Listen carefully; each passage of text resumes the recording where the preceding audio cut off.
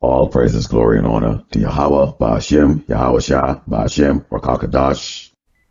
All right, Shalom, brothers and sisters in this truth. I'm your brother, Mr. LJ, coming to you again with another lesson. Lord willing, this will be edifying to those of you who are tuning in.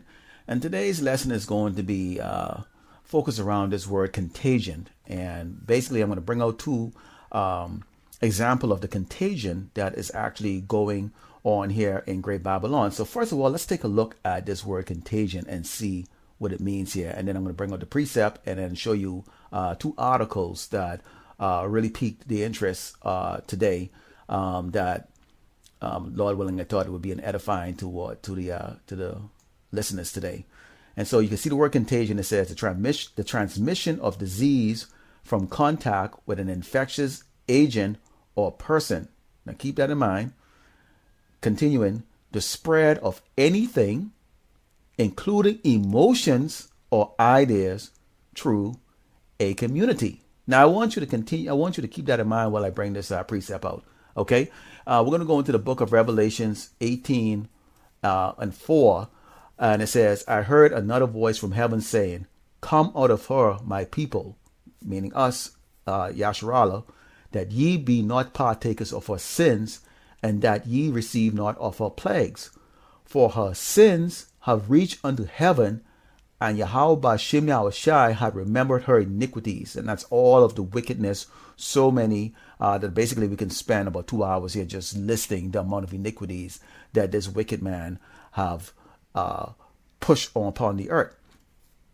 "Reward her even as she rewarded you," which is all negative: murder, rape, pillage, consistently bringing us down, keeping us down, speaking lies about us. Okay, and worst of all, and most abominable of all, is claiming that he is actually the power, the Prince of Peace, and Yahweh Ba'ashem Yahawashi himself. Okay, and having everybody worshiping him. Okay. "Reward her as she rewarded you, and double unto her double according to her works. In the cups which she had filled, fill to her double. How much she had glorified herself and lived deliciously, so much torment and sorrow give her. For she said in her heart, I sit a queen, and I am no widow, and shall see no sorrow." But that is far from the truth. You are going to see a lot of sorrows. Now let's start off with one of these contagions. Okay, and this one here is coming from this Harvard psychologist who explained the rise in passengers getting violent on airplanes and customers abusing retail workers.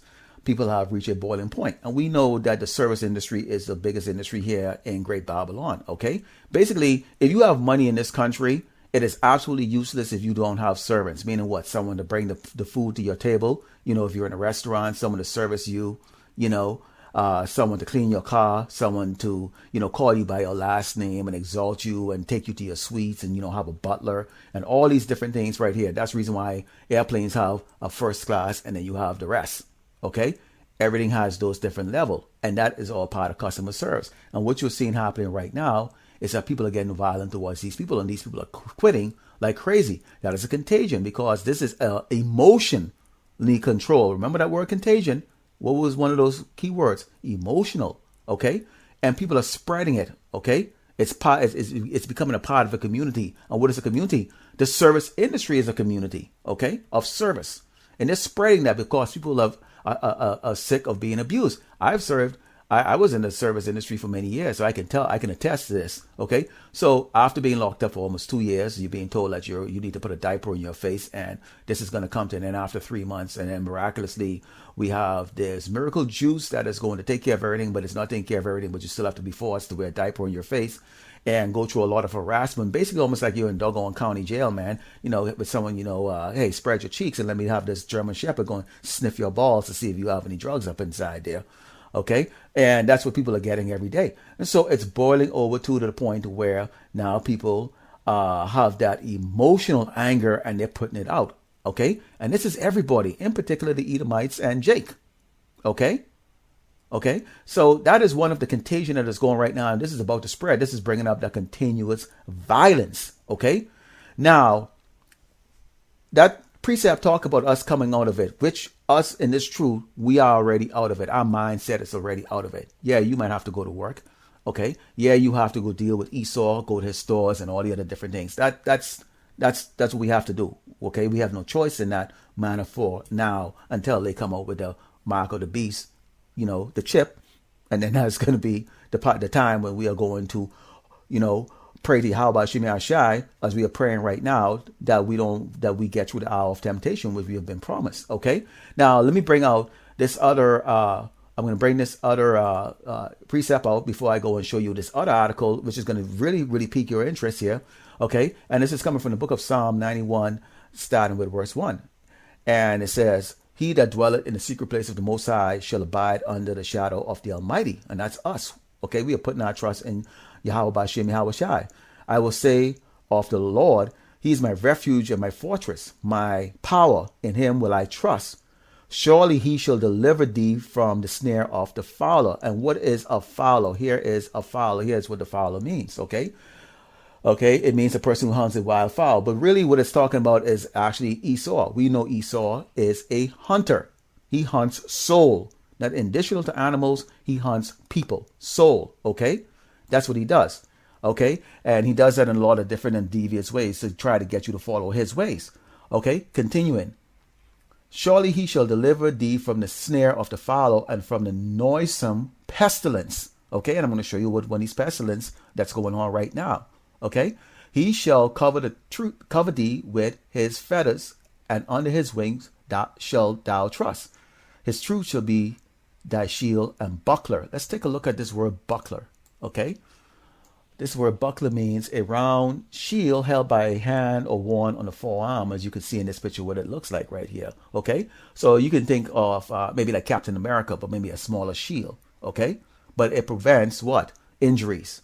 Okay, any type of projectile that's coming towards you. If you can move fast enough, it will block, and that's what Yahawashi Shai is doing. He's shielding us from the hunter, who is the fowler. Okay, "Thou shalt not be afraid of the terror by night, nor the arrow that flieth by day, nor for the pestilence that walketh in darkness, nor for the destruction that wasteth at noonday." And these pestilence, let's take a look at one of it right here.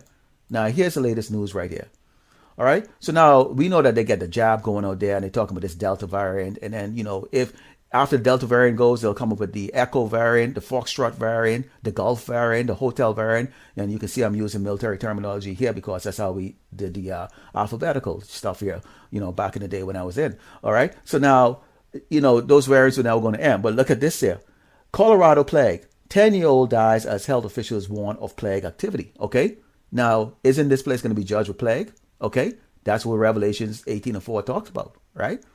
All right, it talks about the plague, and we're going to be protected. Now, the plague is actually, when you read through this here, it says it's coming from animals and fleas, okay?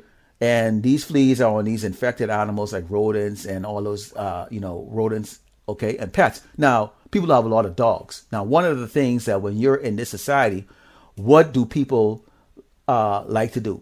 Everybody have that, and you'll see Jakes walking around with dogs and all this other stuff. That why, because they think of the white picket fence and having a family dog. And take a look at this. What do you see? People kissing their dogs, man. Look at it. It's just Jake kissing a dog. You letting a dog lick your face, man. Look at this shit. All right, and that's how you know you're dealing with beasts right here, man. You letting this animal lick your face like you doggone kissing a damn woman, man. Like, look at this shit. Look at this.